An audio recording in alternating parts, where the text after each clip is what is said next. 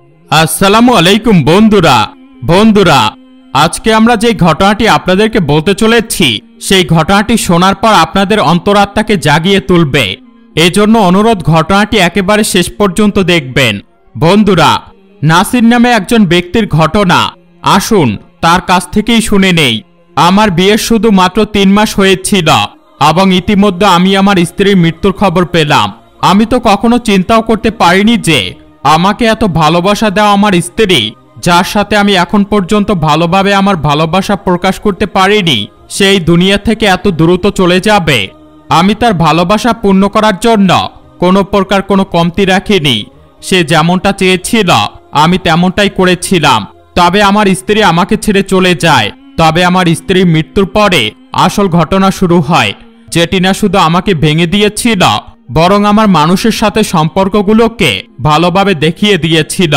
যেমনভাবে আমার স্ত্রীর মৃত্যুর খবর ছড়িয়ে গেল, তখন আমার স্ত্রীর বাবার বাড়ির মানুষজন আমাদের বাসায় এলো। তার মা আমাকে যেই সেই করে বলতে লাগলো। তিনি বলতে লাগলেন, তুমি আমাদের মেয়েকে মেরেছ। সে বিয়ে করার সময় অনেক খুশি ছিল।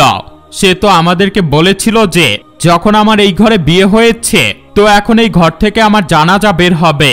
তুই তো আসলেই বাড়ি থেকে তার জানাজা বের করলি। তোর কি একটু লজ্জা হচ্ছে না? তুই আমার মেয়ের উপর এত বেশি জুলুম করেছিস বিদায় সে কিছু না বলেই মৃত্যুবরণ করেছে। আর এমন অবস্থায় আমি তাদেরকে কি আর বলবো? আমি তাদের কিভাবেই বা বলতাম যে আমি আমার স্ত্রীর সাথে এই পর্যন্ত কোনো সম্পর্ক করতে পারিনি, আর কিভাবেই বা জুলুম করব? আমি তার উপর আমাদের সম্পর্ক তো এখন পর্যন্ত ভালোভাবে গভীরই হয়নি। আমার চাওয়ার পরেও আমি তার কাছে যেতে পারিনি। সে এত পরিমাণে লজ্জা পেত যে আমি যদি তাকে কিছু বলতাম তাহলে সে লজ্জায় তার মুখ অন্যদিকে সরিয়ে নিত। এভাবেই আমাদের সংসার 3 মাস পার করে। এছাড়াও আরো একটি বড় ঘটনা ঘটে যায়, যেটা আমাকে অনেক বেশি চিন্তিত করে দিয়েছিল। স্ত্রী বাবার বাসার মানুষজন বলছিল যে আমরা মাইয়াতকে আমাদের বাসায় নিয়ে যাব এবং আমাদের কবরস্থানের মধ্যে দাফন করব। এবং এরপর আমার বাসার মানুষজন বলতে লাগলো যে এখন তো সে আমাদের দায়িত্বে, এজন্য আমরা আমাদের এখানে দাফন করব। তবে স্ত্রীর বাবার মানুষজনদের মধ্যে একজন ব্যক্তি অনেক বেশি জেদ করছিল। সে বলে, আমরা কোনোভাবেই আমাদের মেয়েকে এখানে দাফন করতে দিব না। তোমরা আমাদের মেয়ের সাথে যত প্রকার জুলুম করেছ তা যথেষ্ট।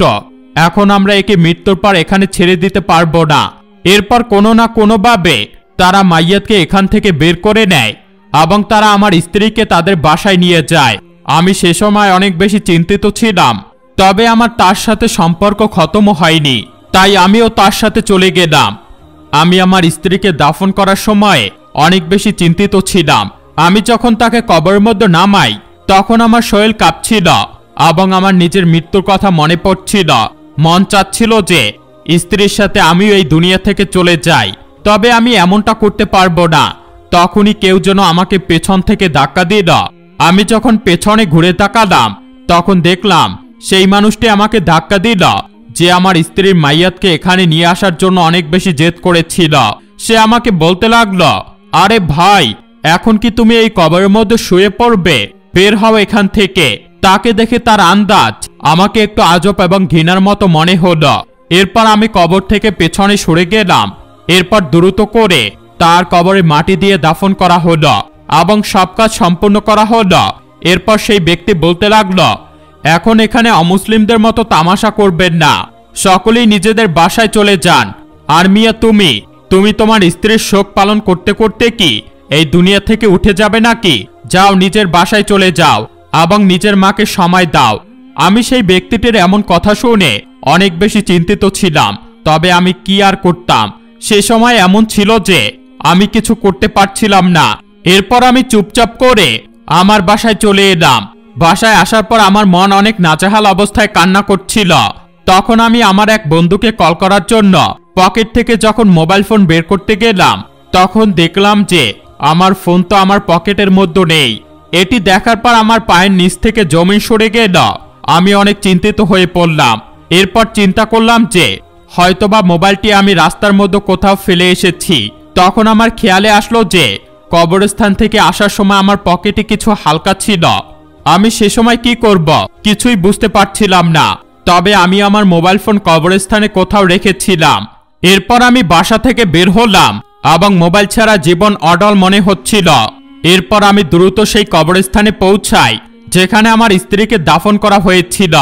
সেখানে যাওয়ার সাথে সাথে আমার পুরো নজর কবরস্থানের দিকে পড়ল, তবে আমি আমার মোবাইল ফোন কোথাও দেখতে পেলাম না।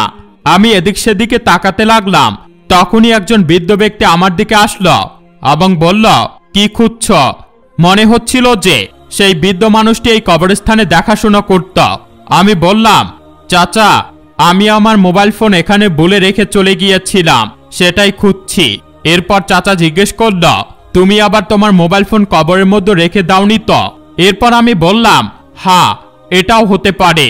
আসলে আমি যখন কবরের দিকে তাকাচ্ছিলাম তখন কেউ একজন আমাকে কবর থেকে সরানোর জন্য আমার পাঞ্জাবি ধরে টান দেয়।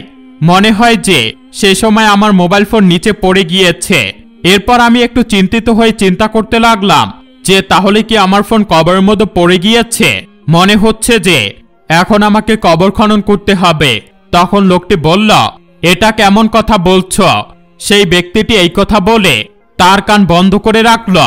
1-2 হাজার টাকার একটি মোবাইলের কারণে তুমি মহান আল্লাহ পাকের নিয়ম ভঙ্গ করবে। তুমি যদি এই কাজটি করো তাহলে তোমার স্ত্রীর বাবার বাড়ির সকল মানুষজন এসে তোমাকে মেরে ফেলবে। এই কাজ করার চিন্তা একদম করবে না, এবং তারা এরপর এটাই ভাববে যে তুমি তাদের মেয়েকে হত্যা করেছ। আমি অনেক অবাক হয়ে গেলাম যে এই ব্যক্তিটি আমার বাসার খবর কিভাবে জানল, এবং সেই ব্যক্তিটি এটাও জানতো যে এই মহিলাটি আমার স্ত্রী, এবং তারা বাসার মানুষজন আমার উপরে রাগ করেছে। এটি চিন্তা করে আমি একটু বিস্মিত হলাম যে এই ব্যক্তিটি আমার সম্পর্কে এত কিছু জানে কিভাবে। তবে সে সময় আমি চুপ করে রইলাম, এবং সে সময় আমার দুঃখ এত বেশি ছিল যে আমি দ্রুত বাসায় ফিরে এলাম। বাসায় আসার পর আমি সেই কথাটি আমার মাকে বললাম। মা বলতে লাগলো, আরে বেটা, এতে এত চিন্তা হওয়ার কি আছে? তুমি অন্য একটি মোবাইল ক্রয় করে নাও, এত বেশি চিন্তা করো না। আর এখন তোমার স্ত্রীর মৃত্যুর পর যদি তোমার মোবাইলই তোমার কাছে না থাকে তাহলে তুমি আরো বেশি চিন্তিত হয়ে পড়বে। নিজের চিন্তা ভাবনাকে কাবু করো। আমি তোমাকে টাকা দিচ্ছি, তুমি তোমার জন্য নতুন একটি মোবাইল ক্রয় করে নিয়ে আসো। আমি তখন বলতে লাগলাম যে মা, সেই মোবাইলের মধ্যে তো আমার অনেক নাম্বার ছিল, তবে যেহেতু আপনি বললেন অন্য ফোন কিনতে, তাহলে আমি তেমনটিই করব। আপনি আমাকে টাকা দিয়ে দিন। এরপর মা আমাকে টাকা দিয়ে দেয় এবং আমি আমার নতুন মোবাইল ফোন ক্রয় করে নিয়ে আসি। আমি সেই মোবাইলের মধ্যে নতুন সিম ঢুকালাম, তবে তখনই এমন একটি ঘটনা ঘটে গেল যা আমাকে অনেক চিন্তিত করেছিল। রাত 12টা বেজেছিল এবং আমার ফোনের মধ্যে সিগন্যাল আসছিল না। যখন সিগন্যাল এলো তখন আমি সর্বপ্রথম যে নাম্বার ডায়াল করলাম আমার পুরাতন নাম্বার মনে করলাম। মনে হয় আমি সিগন্যাল চেক করার জন্য এমনটা করেছিলাম। আমার চিন্তা ভাবনা এটা ছিল যে যেহেতু আমার মোবাইল ফোন কবরের মধ্যে পড়ে গিয়েছে সেহেতু সেটি এখন পর্যন্ত খারাপ হয়ে গিয়েছে বোধহয়। তবে যখনই আমি কল করলাম তখন সেই নম্বরে রিং হতে লাগলো।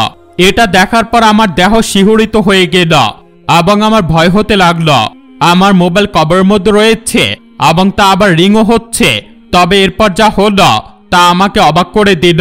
এরপর আমার ফোন রিসিভ করা হয় এবং এই ঘটনা হওয়ার পর আমি অবাক হয়ে দাঁড়িয়ে পড়লাম এবং আমার মাও অনেক বেশি অবাক হয়ে গেল এটি দেখে যা আমি করছি। মা আমাকে জিজ্ঞেস করল, বাবা কোথায় যাচ্ছ? আমি উত্তর দিলাম, মা আমি আমার স্ত্রীর কবরের কাছে যাচ্ছি। মা বলল, কি হয়েছে তোমার? আগে মোবাইলের বাহানা করে গিয়েছিলে, এখন আবার কি ঘটে গেল যে রাতের এই সময়ের মধ্যে তুমি তোমার স্ত্রীর কবরের কাছে যাচ্ছ? মা আমাকে যেতে হবে।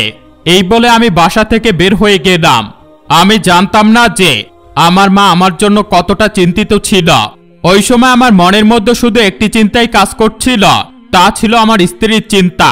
কেননা যে সকল কিছু আমি শুনেছিলাম তারপর আমি চুপ করে বসে থাকতে পারতাম না। এ বিষয়ে আমার পুরো অধিকার ছিল যে আমি এই ব্যাপারটি সম্পর্কে তদন্ত করি। আমি এরপর সেই কবরস্থানে যাই। তবে যখনই আমি কবরস্থানের মধ্যে কদম রাখলাম তখন সেই বৃদ্ধ ব্যক্তির দেখা হলো যে কিনা সেই কবরস্থানে দেখাশোনা করে। সে বলতে লাগলো, আরে আপনি আবার এখানে কি খুঁজতে এসেছেন? তিনি রাগ হয়ে এই কথা বললেন। আমি বললাম, আপনার কাজ হলো কবর খনন করা, আপনি সেটা করেন। বারবার আমাকে প্রশ্ন করবেন না যে আমি এখানে কেন এসেছি। তখন সেই ব্যক্তিটি বলতে লাগলো, আমি তো তোমার ভালোর জন্যই বলছি। তোমার এই কবরস্থান সম্পর্কে কোনো ধারণা নেই। আমি এখানে থাকি, তাই দায়িত্ব তো আমাকেই পালন করতে হবে। এ কারণে আমি জিজ্ঞেস করছি, কোনো সমস্যা থাকলে আমাকে বলো। এরপর আমি সেই ব্যক্তিকে সকল কথা বলে দেই।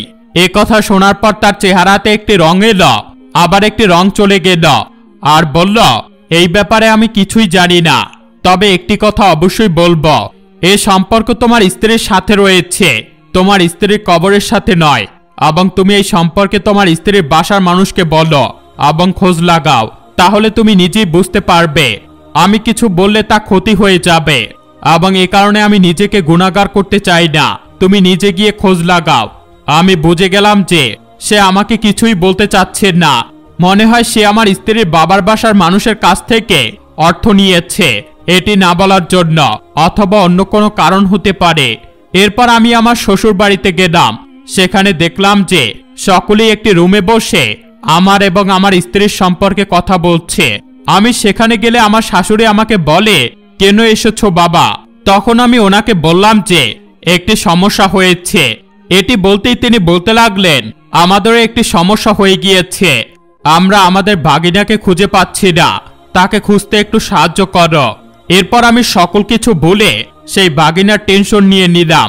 তবে আমি সিদ্ধান্ত নিলাম যে রাতে আমি আমার স্ত্রীর কবর খনন করব। এরপর রাত 2টার সময় আমি কবর খনন করি, এবং সে সময় সেই বৃদ্ধ ব্যক্তিটিও ঘুমিয়েছিল। কবর খনন করে দেখি যে কবরের মধ্যে কেউ নেই। আর আমি এই সম্পর্কে আগে থেকেই জানতাম, কেননা আমার কল যখন রিসিভ করেছিল তখন কেউ একজন বলেছিল যে তুমি যদি তোমার স্ত্রীর ধার শোধ না করো তাহলে তোমার স্ত্রী আর শেষ হয়ে যাবে। তখন আমি ভাবলাম, ফেরেশতা তো এমনটা বলতে পারে না, আর ফেরেশতা বা আমার সাথে কেন কথা বলবে? এতে আমার সন্দেহ হয়। এরপর আমার সন্দেহ গেল সেই আমার স্ত্রীর খালাতো ভাই রূপার, কেননা আমার স্ত্রীর মৃত্যুর পর থেকে তাকে দেখা যায়নি। এরপর 1 সপ্তাহ খোঁজ করার পর আমি তার ঠিকানা পাই, এবং সেখানে গিয়ে আমি যখন দরজায় নক করি তখন দেখি আমার স্ত্রী দরজা খুলে দিল। আমার স্ত্রী আমাকে দেখে পালানোর চেষ্টা করলে আমি তাকে ধরি এবং তাকে টেনে টেনে গাড়িতে উঠাই, এবং তাকে বললাম যে কাহিনী কি। তখন আমার স্ত্রী বলতে লাগলো, আমি অসহায় ছিলাম, আমার খালাতো ভাই প্রতিদিন আমাদের বাসায় আসতো, এবং সে আমাকে বলে যে সে আমাকে মডেলিং করাবে এবং আমাকে শহরে নিয়ে যায়। এরপর সে আমার অনেক খারাপ ছবি তুলে এবং আমার সাথে তার শারীরিক ইচ্ছা জোর করে পূরণ করে। এরপর থেকে সে আমাকে ব্ল্যাকমেল করা শুরু করে। আমার মা এই সম্পর্কে জানতে পারলে তিনি আমাকে বিয়ে দিয়ে দেন, তবে আমার খালাতো ভাই এতে রাজি ছিল না এবং সে আমাকে ব্ল্যাকমেল করতে লাগে। এরপর আমার মা আমাকে বলে যে মরার নাটক করো। এরপর আমি সেটাই করি, এবং পরে তারা আমার সাথে জুলুম করে, অত্যাচার করে, তবে বিয়ে করেননি, আমাকে ব্যবহার করে যাচ্ছিল তারা, এবং আমি অসহায় হয়ে গিয়েছিলাম। এটা শোনার পর আমি চুপ হয়ে গেলাম এবং তাকে সান্ত্বনা দিতে লাগলাম আর বললাম যে আমি তোমার সাথে আছি। তো বন্ধুরা, এই ছিল আমাদের আজকের ভিডিওটি কেমন লেগেছে তা অবশ্যই কমেন্ট করে জানাবেন। ভিডিওটি ভালো লাগলে একটি লাইক করে দিবেন এবং চ্যানেলটিকে সাবস্ক্রাইব করে রাখবেন। দেখা হবে পরবর্তী ভিডিওতে। আল্লাহ হাফেজ।